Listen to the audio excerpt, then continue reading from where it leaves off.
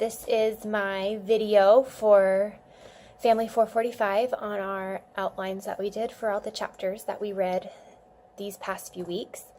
There was a lot of information in them.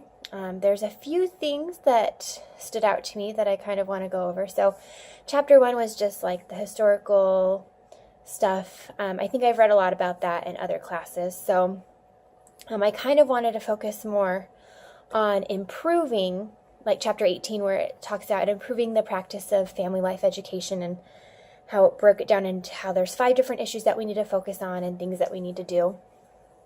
So the 5 issues that need attention were professionalization, program rigor, program effectiveness, marketing, and reaching the neediest audiences. And I thought this was really interesting because with this class, we're really diving into that as far in both workshops that we're doing or projects that we're doing. I'm specifically doing the workshop, and I really tried to apply those things to what I need to focus on in my workshop. So professionalization.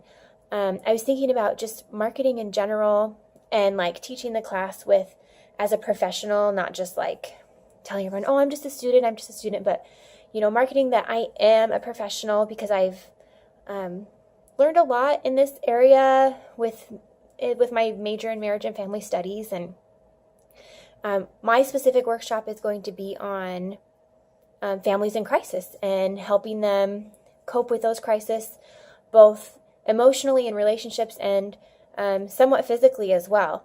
So I thought that was very applicable, as well as program rigor. This one was a little bit harder because I feel like you need to be a part of the field of being a family life educator to be able to put that into motion and get maybe more professional organizations to take us more seriously as a profession instead of, we're not counselors, we're kind of the in-between that people need. Program effectiveness, like having the right tools for the people that we're teaching and making sure that they're getting what they need. We talked a lot about target audience and focusing on that in the readings that we read. I think that's a huge deal when we're teaching these lessons. We want these things to be applicable to them. We want them to feel like they can conquer these things and take them into their daily lives and want to better themselves and their families and their relationships. So that was a great point. Also, marketing was another thing that needed attention. I think that there's a lot of outlets for us to be able to market with. There's social media now. We can reach so many more people than we could before without social media or the internet. With marketing, I feel like there's so many things that can be learned with marketing and helping people, maybe targeting certain groups of people that really need it, and that goes into reaching the neediest audiences. Maybe those people don't feel like they have time for what we as family life educators are providing, and we need to help them. We need to be able to reach them and give them the things that they need. So I read like handouts, things that they can take home and do. Not doing super long workshops, just short amounts of time where they can learn what they need to, kind of cram, and then take it home and work on it on their own time so that they feel like they do have that time to work on those things. So also I wanted to focus on the different, let me find it here. Oh no. Okay, so I found it. I wanted to focus on the prevention programs and how we can design programs. This was in chapter 2. These programs and how there's the different levels of prevention. So there's the 3 levels of prevention. There's primary, where you help families develop knowledge and skills that they need to build strong relationships before they're presented with those issues. And then there's secondary, and that's working with audiences who have signs of the risk, where intervention would prevent more serious problems from occurring in their situation. And then there's tertiary, where it's really designed for those already experiencing a lot of stress and they really need a clinical professional, like a counselor or a psychiatrist or a psychologist in that situation where they would need counseling. but I kind of wanted to focus on the primary, mostly because that's what I feel like I would be good at, and secondary. I'm looking into going into being a parenting coach when I graduate, and I think that's exactly what parenting is you're working with people who are in the midst of parenting their children, and they need help with those situations that are happening right then, and they need help with those situations so they don't progress into harder situations. So that's where, things where they're at risk, where they need that help. So I thought that chapter was a great focus with not providing therapy, but providing that preventative education that people need in order to just strengthen their relationships and making their families, want to be around their family.